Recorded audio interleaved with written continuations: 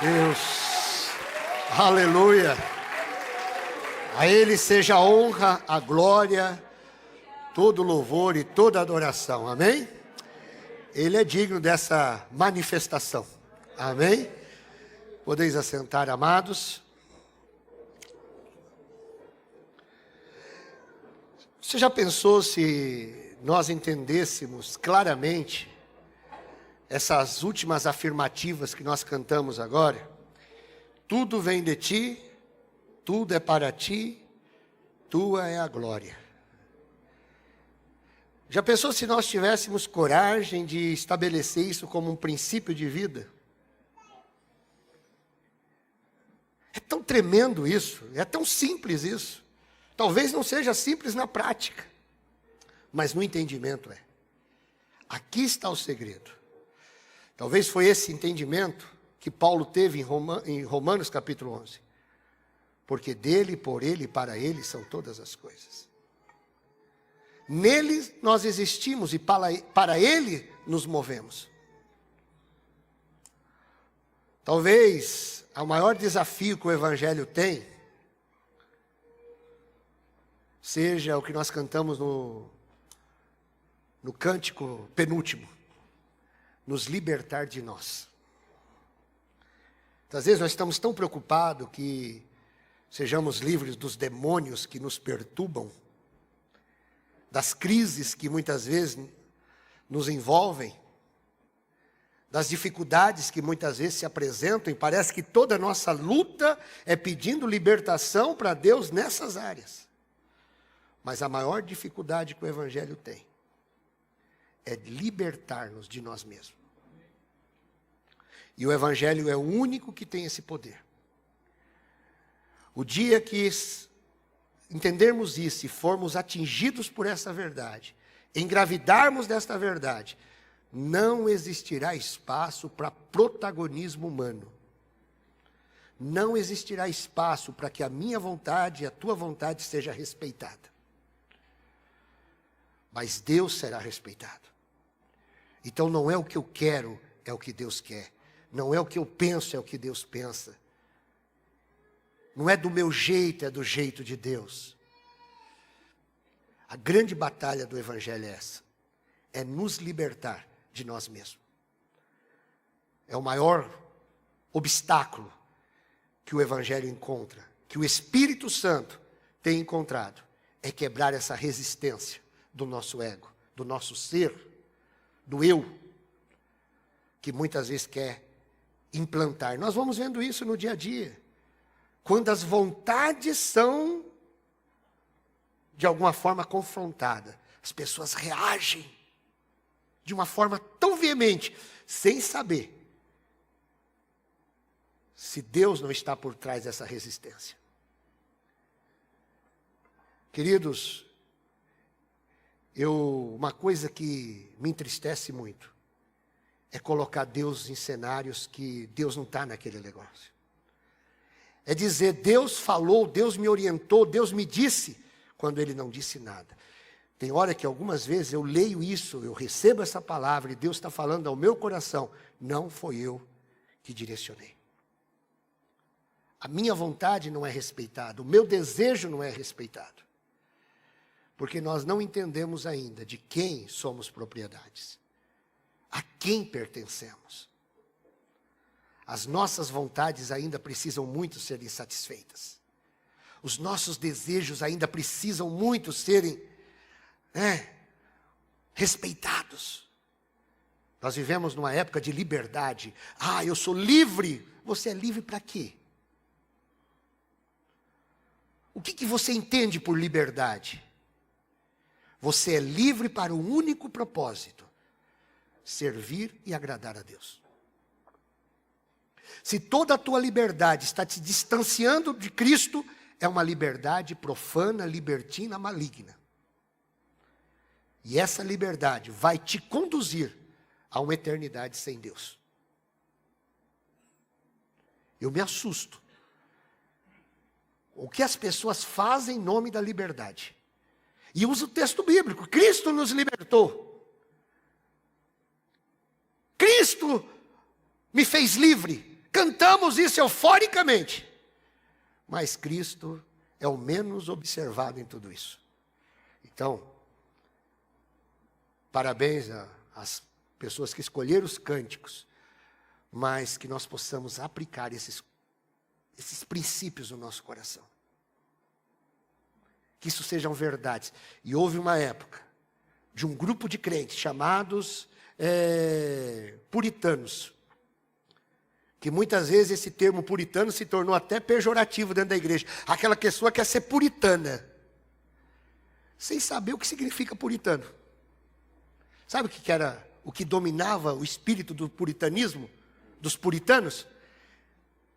Nós vamos ter um filho? Vamos. Quem vai ser glorificado através desse filho? Nós vamos nos casar? Vamos. Quem vai ser glorificado nesse casamento? Nós vamos comprar uma casa? Vamos, tudo bem. Quem vai ser glorificado nessa compra? Eles tinham um princípio de vidas. Deus tem que ser glorificado em todas as nossas atitudes e comportamentos. Então, se você me chamar de puritano, eu vou me sentir elogiado. Mas muitas vezes as pessoas, para denegrir e dizer que a pessoa é fariseu, e eu vou dizer, para ser fariseu tem que melhorar muito.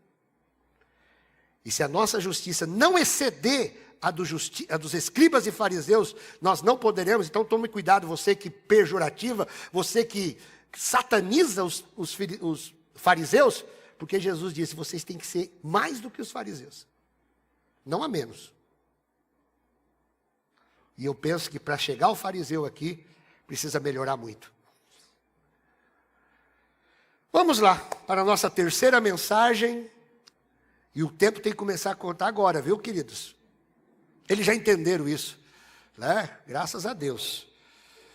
São 30 anos. O tema que nós estamos abordando nos 2 cultos anteriores, e vamos abordar hoje, na próxima quarta, é entendendo a graça e valorizando a lei. Nós falamos sobre alguns conceitos da graça, trabalhamos com a visão da graça a partir da visão reformada, na quarta-feira. Hoje nós vamos adentrar um pouco sobre os aspectos da graça e também o evangelho da culpa versus o evangelho da graça. Tomara a Deus que Deus nos dê condições de falarmos sobre esse tema e vocês entendam esse tema, porque essa minha oração tem sido essa. Senhor, eu não venha somente falar sobre esse tema, mas que nós venhamos entender esse tema. Charles Schindel, ele disse que não devemos saber sobre a graça, mas viver a graça. É muito fácil nós declararmos graça, mas não vivermos sobre a ótica da graça. E o nosso desejo, como a igreja responsável que somos, é ensinar esses conceitos de forma correta. Vamos ler alguns textos, os mesmos que nós lemos nos cultos anteriores. Inclusive, quem não assistiu o culto de quarta-feira, porque nós tivemos problema na transmissão, foi já postado lá no nosso médio oficial, está lá. Tito, capítulo 2, versículo 11 ao 14. Eu vou obedecer a versão que está ali, que está sendo colocada, para que a gente possa ler juntos. Então, mesmo que você abra a Bíblia, tem que abrir mesmo. E eu faço uma apologia para que você ande com a Bíblia, ainda que ela esteja no aplicativo, mas carregue a Bíblia, né? Então, capítulo 2 de Tito, diz assim: porque a graça de Deus se manifestou salvadora a todos os homens. Ela nos ensina a renunciar à impiedade e às paixões mundanas, e a viver de maneira sensata, justa e piedosa nesta era presente, enquanto aguardamos a bendita esperança. Então a graça ela tem um tempo de limitação. Qual é? Enquanto aguardamos a bendita esperança, a gloriosa manifestação de nosso Senhor, de nosso grande Deus e Salvador Jesus Cristo. Ele se entregou por nós a fim de nos remir de toda a maldade e purificar para si mesmo um povo particularmente seu, dedicado à prática das boas obras. Eu gostaria muito de ter tempo para explicar o que são essas boas obras, dentro de um contexto bíblico. Mas uma hora a gente faz isso. João capítulo 1, versículo 16 e o 17. Porque todos recebemos da sua plenitude graça sobre graça. Pois a lei foi dada por intermédio de Moisés, a graça e a verdade vieram por intermédio de Jesus Cristo. Ainda leiamos Gálatas capítulo 2, versículo 16. Sabemos que ninguém é justificado pela prática da lei. Esse texto nós vamos trabalhar bastante ele na última parte dessa mensagem. Mas mediante a fé em Jesus Cristo. Assim nós também cremos em Cristo Jesus para sermos justificados pela fé em Cristo. E não pela prática da lei. Porque pela prática da lei ninguém será justificado. E o último versículo que nós queremos ler antes de nós ministrarmos, Efésios capítulo 2, versículo 8, que é um texto bastante conhecido. Pois vocês são salvos pela graça, por meio da fé, e isto não vem de Deus, não vem de vós, é dom de Deus. Não por obras, para que ninguém se glorie, porque somos criação de Deus, realizada em Cristo Jesus, para fazermos boas obras, as quais Deus preparou antes para nós as praticarmos.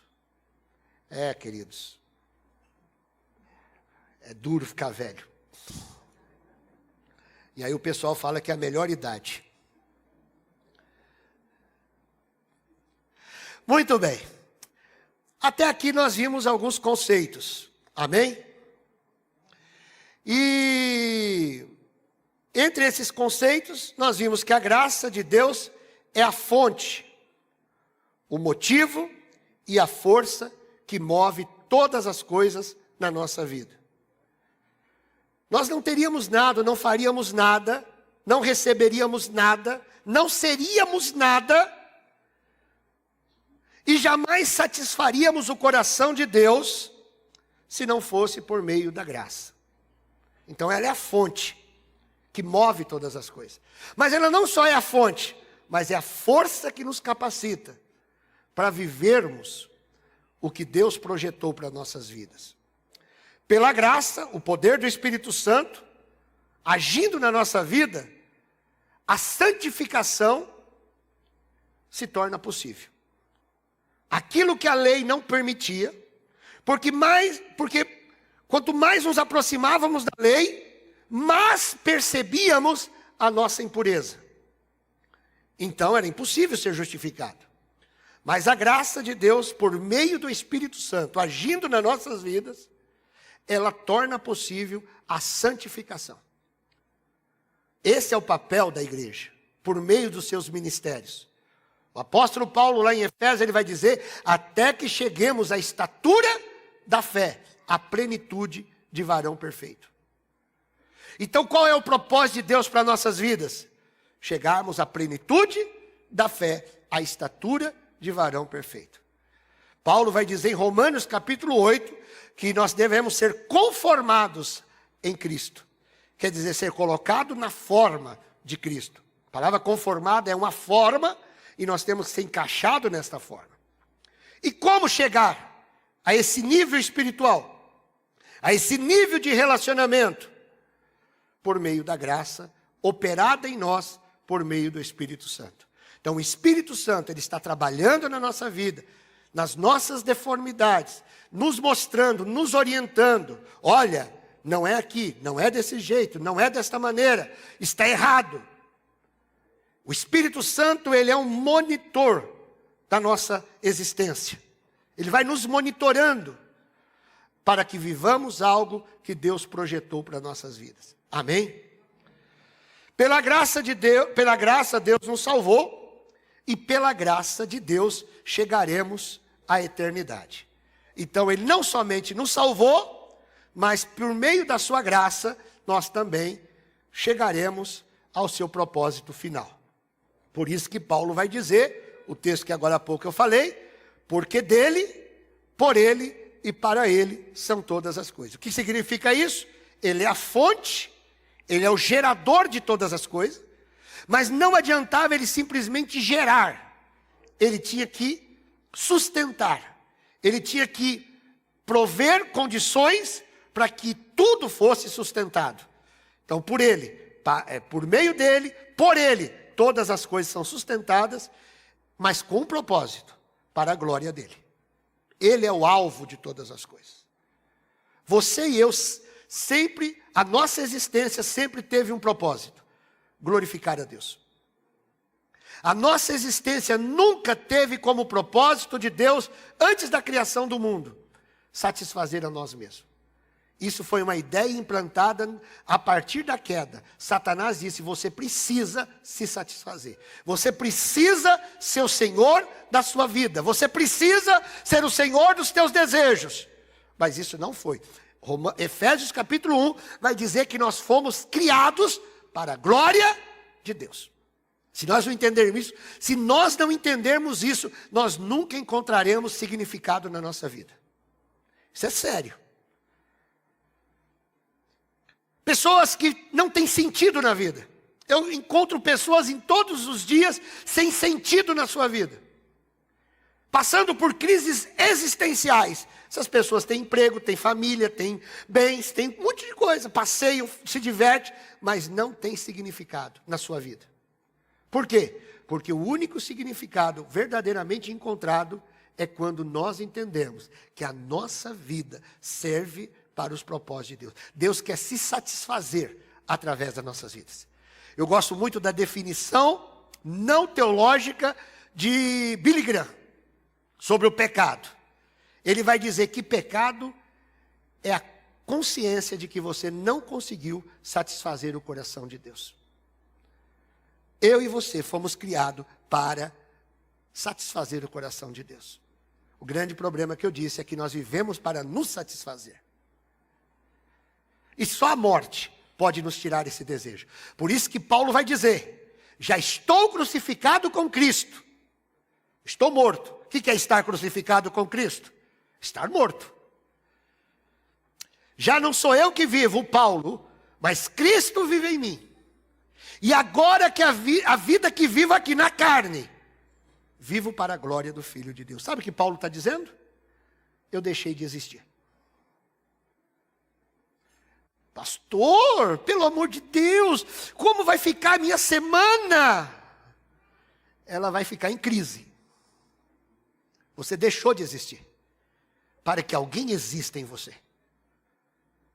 Para que alguém exista em você. Não foi o que nós cantamos agora? O Senhor me libertou de quem? Do Exu Caveira? Da Maria Mulambo? Não, o Senhor me libertou de mim. Para quê? Para que eu viva de fato. Ah, pastor, mas eu não consigo viver uma vida plena. Porque você está cheio de ego. Então você precisa passar por esse processo de libertação de nós mesmos. E é o grande desafio, querido. Não é para um ou para dois, é para todos nós.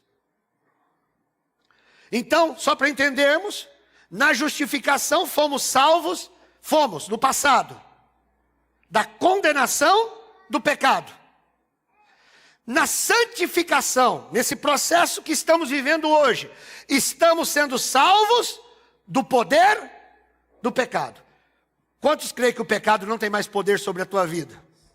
Levante a mão. Pastor, o pecado continua reinando na minha vida. Então é outra coisa. Hoje lhe é oferecido Jesus Cristo como Senhor e Salvador da sua vida. Por quê? Porque o pecado não tem mais domínio sobre nós. A santificação nos liberta, nos salva do poder do pecado, no presente. Então a salvação acontecendo em 3 tempos verbais aqui, né? Primeiro fomos salvos da condenação do pecado. Quem está salvo? Quem o inferno? O inferno não é mais o teu destino aqui. Ô glória! Diga, o inferno não é mais meu destino. Aleluia. Porque naturalmente ele é. Naturalmente ele é. A pessoa já nasce, aquele bebezinho lindo que você fala: oh, que coisinha linda, lindo de Jesus, já está condenado. A Bíblia diz que em pecado fomos concebidos. Em pecado eu cresci, e o poder da cruz me livra da condenação do pecado. Isso é sério, queridos. Então, nós não somos condenados pelo que fazemos, nós já nascemos condenados. A santificação nos tira, nos remove o poder do pecado. Mas nós seremos salvos ainda da presença do pecado. Eu e você, daqui a pouco, perderemos esse corpo carnal e seremos revestidos pelo incorruptível. Quantos esperam isso? Seremos revestidos pelo incorruptível. E aí nós poderemos ver Jesus como Ele é. O apóstolo Paulo diz, agora nós vemos como espelho, como um reflexo. Mas um dia nós o veremos como Ele é. Porque o poder da glorificação, que é o último estágio da salvação, Ele nos libertará da presença do pecado. Mas tudo pela graça de Deus, do começo ao fim. A graça nos salvou, a graça nos liberta do poder do pecado, e a graça nos colocará na presença do Senhor. Dependendo totalmente de Deus para tudo. Dependendo totalmente de Deus para tudo. Quanto isso o Senhor nos alerta: sem mim nada podeis fazer. João 15:15. O evangelho da graça versus o evangelho da culpa. Eu não vou me estender muito nesse tema, porque ele é muito amplo. Mas nós precisamos entender hoje como a culpa é um dos sentimentos mais terríveis e gera uma paranoia, muitas vezes um medo sem causa. É o que a gente chama de culpa falsa. A culpa faz com que você enxergue em cada arbusto, em cada folha, uma montanha, um fantasma. Há uma diferença entre a culpa produzida por Satanás e a conscientização produzida pelo Espírito Santo. Algumas pessoas falam, pastor, mas como que eu posso discernir se eu estou sendo acusado por Satanás ou se eu estou sendo conscientizado pelo Espírito Santo? Porque muitas vezes as pessoas estão sendo conscientizadas pelo Espírito Santo, mas para dar álibi, aquilo que está fazendo diz, é o Satanás que está me acusando. O Espírito Santo, ele tem o poder de dizer, o teu caminho está errado, não é por aí. Você ofendeu a santidade de Deus, e isso não é o diabo te acusando. Muitas pessoas, para não se prostrar diante de Deus, dizem, o diabo está me acusando. Não, há uma diferença. A acusação do diabo, ela diz, você pecou. Joga o teu erro na tua cara e diz, saia da presença de Deus. Você não é digno de estar na presença de Deus. Você não tem condições para desfrutar da bênção de Deus. Então a culpa gerada pelo diabo te remove da presença de Deus, faz você esconder atrás das árvores e criar folhas de figueira para tentar fugir do teu pecado. A conscientização do Espírito Santo, gerada pelo Espírito Santo, ela vai dizer, você errou, você feriu a santidade de Deus, você entristeceu a Deus.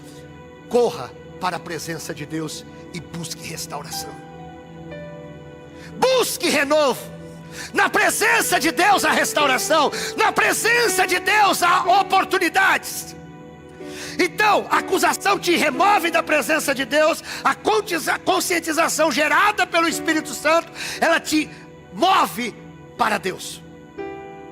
Porque o Espírito Santo sabe que o único lugar que há restauração é na presença do Senhor. A culpa faz então que você enxergue um arbusto, num pequeno arbusto, numa pequena folha, uma grande montanha, uma grande floresta.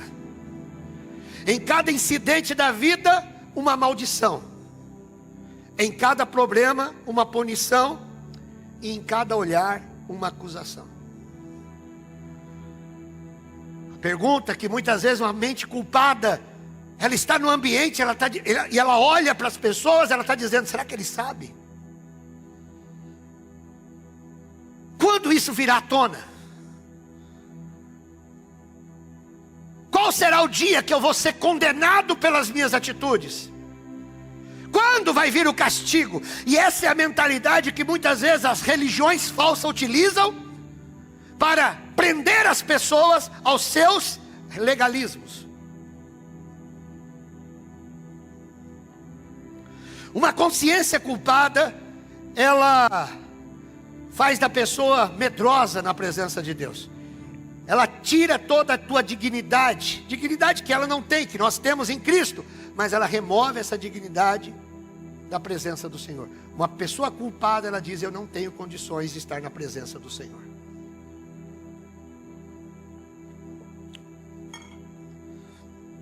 O sentimento de culpa acontece quando as emoções agitam dentro do coração, pela expectativa de ser castigado.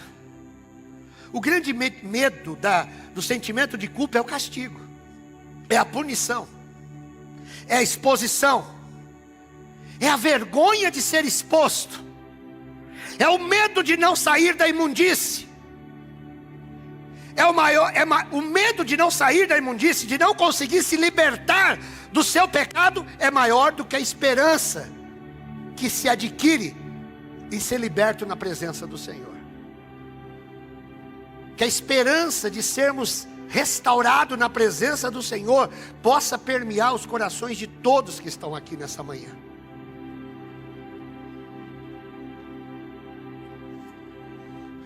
Eu fico assustado quando uma pessoa erra, não porque ela errou, até porque o erro é passivo de todos. Só caímos em terrenos diferentes. Mas a grande preocupação que temos é quando a pessoa, ao errar, ela tem medo da exposição e não do que ela causou no céu.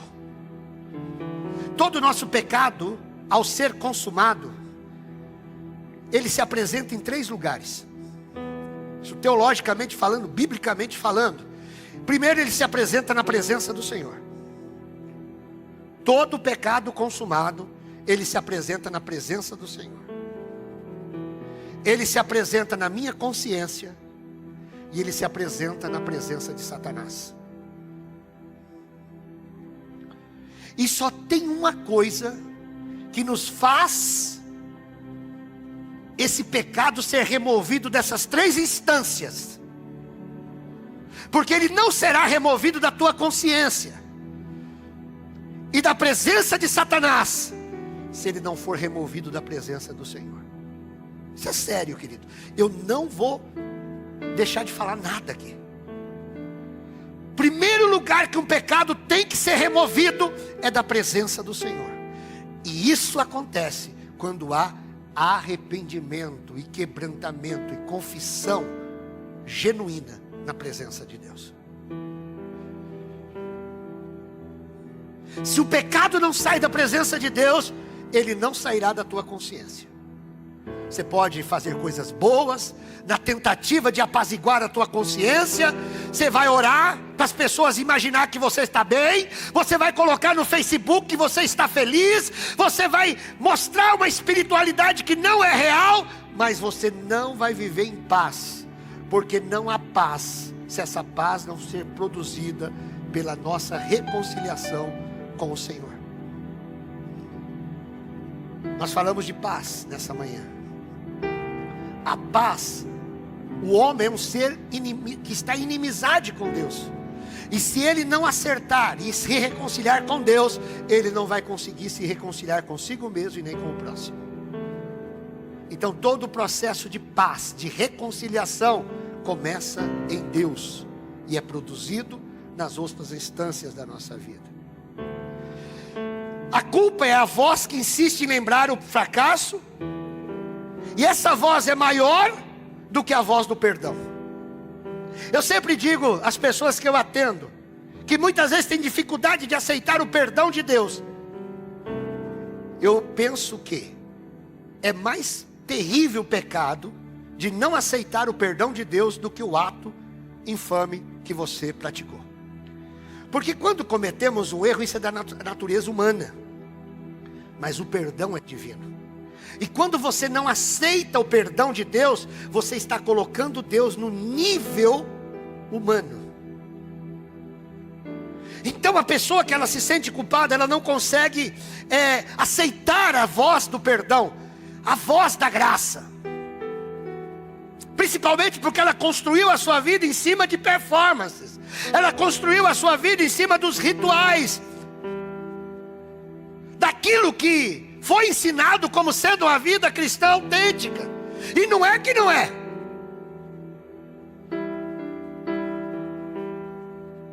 O sentimento de culpa faz com que as pessoas se sintam numa dívida constante. Mas não é aquela dívida produzida pela graça, de dizer, olha, eu sou dependente constante do Senhor. Mas você não consegue achar espaço no coração de Deus. Você não consegue achar espaço novamente para o agir do Senhor. A culpa, nas mãos de um chantagista, é uma arma poderosa que mantém essa pessoa como refém. Culpa nas mãos de manipuladores, tiranos, ela torna uma pessoa impotente, sem reação. Por que muitas vezes a igreja, religiões evangélicas, utilizam-se do poder da culpa para manipular e prender as pessoas dentro de um sistema? O medo de ser penalizado, o medo de ser castigado, leva as pessoas a fazerem loucuras, simplesmente pelo medo de ser condenado. Oswald Chambers, ele vai dizer, Senhor, que a minha motivação de te servir nunca seja o céu, e que a questão de eu fugir do pecado nunca seja o medo de passar uma eternidade no céu, no inferno. Se tudo que eu fizer de bom será uma motivação de ir para o céu, e tudo que eu deixar de fazer errado seja o medo de ir para o inferno, então não me isente do inferno. Mas tem pessoas que elas vivem debaixo dessa pressão. E como uma pessoa inescrupulosa pode manter a outra pela culpa? Primeiro, manipulando sentimentos de inadequação que há na pessoa que cometeu a falha. Sempre uma pessoa que ela é uma manipuladora, ela vai focar no seu sentimento de inadequação. Ela vai potencializar. A gente trabalha muito isso em codependência. Uma pessoa que ela quer manter a outra dependente, assim, ela sempre vai prender aquela pessoa num sentimento de inadequação dela. Ela vai pegar os pontos fracos daquela pessoa e vai dizer, olha, sem a minha pessoa você não consegue viver, porque você é isso e eu sou o teu ponto forte nisso. Você não consegue ter uma vida sem mim. Isso, a igreja está cheia de pessoas assim. Relacionamentos abusivos. Então todas as pessoas, nós já temos isso por natureza. Todos nós temos sentimentos de inadequação. Isso é natureza humana. Todos nós aqui passamos por conflitos de inadequação. Todos nós se sentimos impotentes muitas vezes. Todos nós nos sentimos incapazes muitas vezes. Todos nós nos sentimos falhos muitas vezes. Eu tenho muito medo quando alguém é sugerido fazer alguma coisa para Deus e a pessoa faz isso, eu faço de tranquilo. Porque tem pessoas que elas querem mostrar um protagonismo que não é real. Todas as vezes que algo novo apresentar diante de nós, isso nos causa uma preocupação. Será que eu vou conseguir? Será que vai ter condições de eu realizar isso? Isso é natural do homem. Você só não pode ser paralisado por esse sentimento. Sou pesado de língua. Quem falou isso? Moisés. Sou filho de uma prostituta. Como Deus pode usar o filho de uma prostituta? Quem falou isso? Jefité. Sou o menor da tribo e o menor da minha casa. Como poderei ser usado para esse grande projeto? Quem falou isso? Gideão. Melhorou. Sou homem que vivo numa geração impura, no meio de um povo de lábios impuros. Quem declarou isso? Isaías. Sou um pecador e não mereço. Afasta-te de mim, Pedro. Talvez o espinho na carne, eu não estou afirmando, estou dizendo talvez o espinho na carne de Paulo fosse esse sentimento terrível de um dia ter levado tanto cristãos à morte. Talvez era uma coisa que ele não conseguia administrar, por tanta dor que aquele homem causou, por tanta tristeza que aquele homem causou. É muito humano errar, pecar, pisar nos tapetes, né, das etiquetas da vida. Quem não cometeu uma gafe aqui? É muito comum prometer e não cumprir. É muito comum fugir da luta. É muito comum não conseguir ser coerente muitas vezes. É muito comum dizer o que não devia, fazer o que não se podia fazer. Então nós somos expostos todo esse tempo para inadequação. Isso é a vida comum. Por que eu tenho que falar isso? Porque eu quero mostrar o evangelho da graça agindo aí. Uma pessoa na mão de um manipulador sempre será comparado às pessoas que estão mais excelentes e mais perfeitas e mais corretas. Quantos pregadores passam a imagem de que nunca erram, nunca falham? E quando eu mostro uma inverdade, que a minha vida é perfeita, que a minha vida ela é toda organizada, que não há falhas em mim, eu estou de alguma forma tentando intimidar as pessoas que não vivem essa realidade. Existe sentimento de culpa que pode nascer de comparações com pessoas mais excelentes. Quantos daqui já passaram por isso? Mas aquela pessoa é melhor do que eu. Se eu for me comparar, sempre encontrarei pessoas que fizeram melhor do que eu, que foram mais infinitamente eficazes do que eu. Muitas vezes eu vejo isso no meio da igreja. A gente tentando ser manipulado até por membros da igreja. Olha o trabalho daquela pessoa, olha o que aquela pessoa está fazendo. E muitas vezes eu fecho os meus olhos para aquilo que eu estou fazendo. E aquilo que eu estou fazendo deixa de ser importante, porque eu preciso alcançar o patamar dos outros. Nós temos visto isso constantemente por meio dos coaches. Eu estou falando dos coaches profissionais, dos coaches pastores. Você não pode enxergar um lugar vazio na tua igreja. Você tem que quebrar as portas.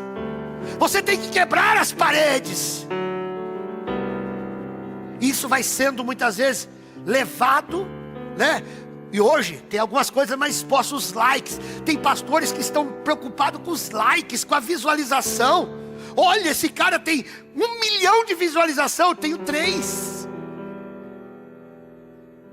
Qual o problema? Eu fui chamado para pregar para vocês. Eu não estou preocupado quem é alcançado pelo YouTube. A minha preocupação, a minha responsabilidade, a não ser os que são da igreja que estão ouvindo.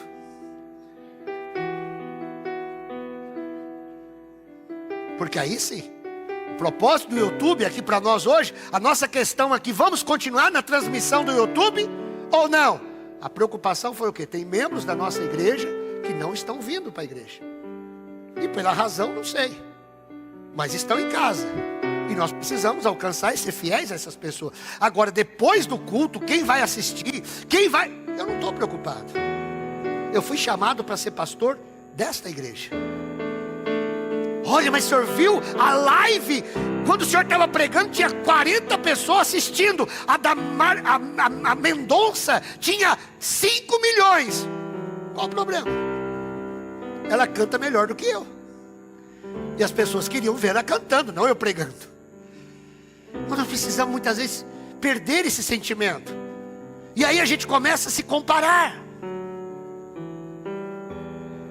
O sentimento de culpa na mão de uma pessoa inescrupulosa, ele coloca metas para o outro que é impossível de ser atingidas. Nós nunca chegaremos a alguns lugares, queridos. Nunca. Tem metas que são colocadas diante de nós que nós nunca chegaremos. Eu brigo muito com meus filhos muitas vezes, né? Aprenda a glorificar. Irmãos, eu tinha um pensamento diabólico. Eu não conseguia aceitar um 7, um 8 numa prova. Olha que coisa demoníaca. Hoje eu estou feliz se passar. Porque a gente vai colocando padrões. Não, você tem que ser assim. Olha você. E muitas vezes, quantas crises estão acontecendo na mão de pessoas que não conseguem atingir o alvo que é colocado para ela. Queridos, eu acho tremendo Jesus, né? Ele falou que tinha 4 tipos de semente, não era? Quantas sementes foi lançada? 4 tipos, era a mesma semente? Era a mesma semente. O mesmo semeador e a mesma semente. O que era diferente? Era o solo. Não é isso? O semeador saiu a semear. O semeador é Jesus, a semente é a palavra. Ele vai trazer a hermenêutica depois. Só que caiu em territórios, em terrenos diferentes. Mas aí teve uma semente que caiu no terreno bom. Caiu ou não caiu? Caiu ou não caiu? E quantos aquele terreno bom produziu? 30, 60, 100. Não é lindo isso? Jesus está dizendo, a mesma semente caindo num território bom, no mesmo semeador, tem pessoas que vão produzir 30, tem pessoas que vão produzir 60, e tem pessoas que vão produzir 100. Glória a Deus pelos 3 tipos de pessoas. Isso mostra que Jesus não está preocupado com performances. Jesus está preocupado em que você produza, em que você cresça. Não importa o que você vai atingir, não importa quantas pessoas você vai alcançar. Se Deus colocou uma pessoa no teu caminho, seja fiel. Faça com alegria. Ah, mas meu ministério, tem pessoas aqui que dirigem a si mesmo. Qual o problema? Faça com bem feito aquilo que você está fazendo.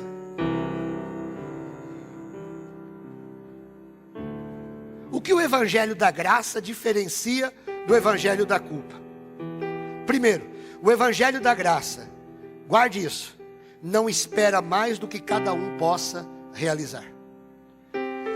Ele deu talentos diferentes e não exigiu comportamentos iguais. Vamos repetir isso? Jesus deu talentos diferentes e não exigiu comportamentos iguais.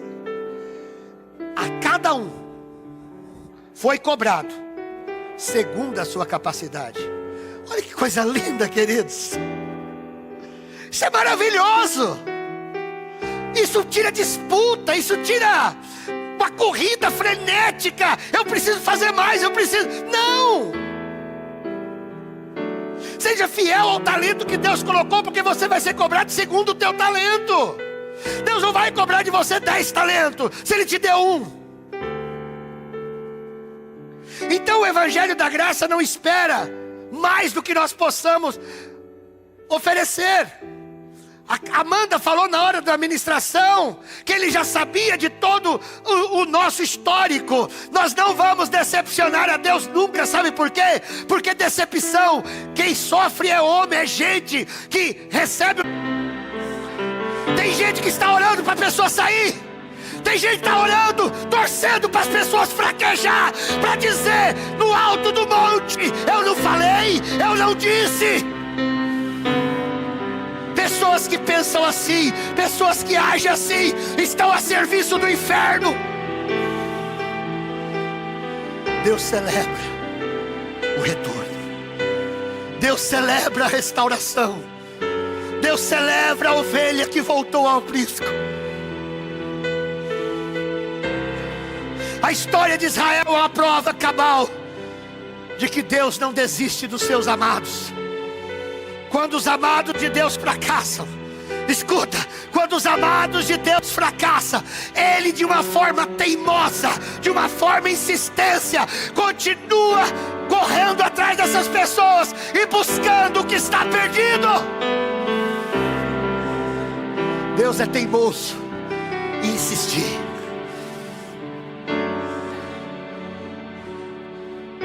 O Evangelho da Graça não permite que as pessoas vivam debaixo de uma sentença de acusação.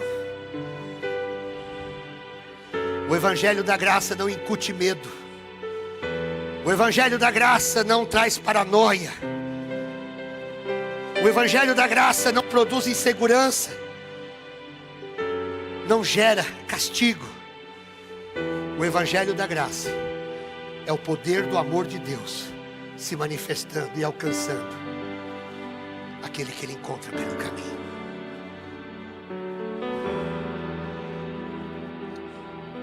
Tenho 3 minutos e vou te dar alguns conselhos. Vamos servir a Deus sem culpa. Como? Primeiro, não aceite a ideia maligna de que você está numa dívida tão grande com Deus que você não possa ser perdoado. Aceite pela fé, aleluia. Aceite pela fé nesta manhã que a tua dívida foi paga na cruz do Calvário.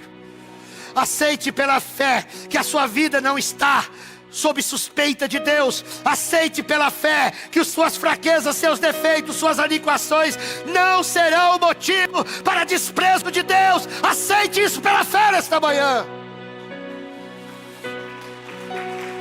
Aceite pela fé nesta manhã que você não está sendo chamado pela tua capacidade, você não está sendo chamado pelos teus talentos, você está sendo chamado pelo olhar gracioso dEle.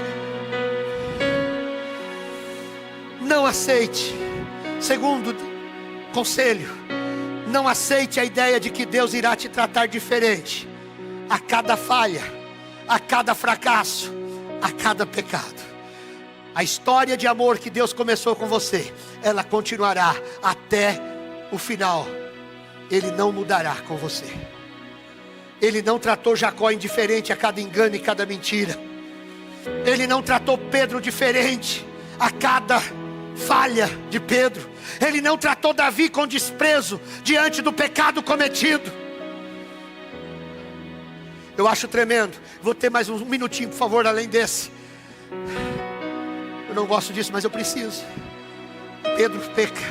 Pedro diz: Senhor, ainda que todos te desprezem, ainda que todos falhem, oh glória. Pedro não está mentindo, Pedro está falando de uma convicção dele. Talvez você tenha essa convicção, Senhor, pastor, Deus, eu não quero errar, eu vou me esforçar para ser fiel. Mas quando Pedro fala aquilo, ainda que todos te desamparem, eu não vou te desamparar. Jesus olha para ele e diz: Pedro, antes que o galo cante 3 vezes, tu me negarás. Jesus está dizendo: Pedro, você vai falhar comigo. Jesus ressuscita. Pedro está escondido. O sentimento de inadequação tomou Pedro. E aqueles projetos que ele tinha para a minha vida, eu joguei tudo fora. Eu abandonei tudo. Mas Jesus ressuscita. Ele se apresenta para Maria e diz: vá e diga para Pedro. Ele não falou o nome de todos. Ele falou: diga para Pedro e para os demais discípulos que me encontrem em Cesareia. Diga para Pedro. Sabe o que Jesus está dizendo? Pedro, o projeto continua. Pedro, o projeto continua. Não aceite ser chantageado pelo diabo. Quando ele declarou, quando ele incute na tua mente que Deus se aliou a ele para te destruir. Não aceite essa mentira do diabo. Deus não se alia com Satanás. O diabo não veio senão para roubar, para matar, para destruir.